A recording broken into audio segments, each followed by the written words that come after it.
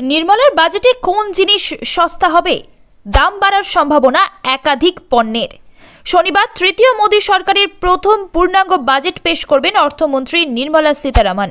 অন্যান্য বছরের মতো এবারও বাজেট ঘিরে আশা আশঙ্কার অঙ্ক কষছে আম জনতা।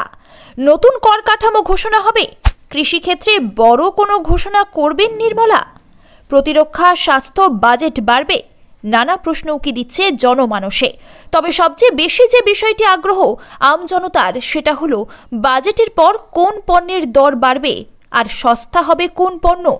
ওয়াকিবহাল মহলের ধারণা, গত আর্থিক বাজেটে পেট্রোল ডিজেলে ভর্তুকি কমানো হয়েছিল, আমদানি শুল্ক বাড়ানো হয়েছিল, ফলে পেট্রোল ডিজেলের দাম বৃদ্ধি পেয়েছিল। এবার বাজেটে কেন্দ্র শুল্ক হ্রাস করতে পারে বলে আশা পেট্রোলিয়াম ব্যবসায়ীদের। সেটা হলে এবার পেট্রোপণ্যের দাম কমতে পারে। অবশ্য কেন্দ্র বিকল্প জ্বালানিতে জোর দিচ্ছে, সেক্ষেত্রে ইথানলের উপর শুল্ক আরও কমানো হতে পারে। এবার সস্তা হতে পারে মোবাইলের যন্ত্রাংশ। দেশের মোবাইলের যন্ত্রাংশ উৎপাদনে জোর দিচ্ছে সরকার।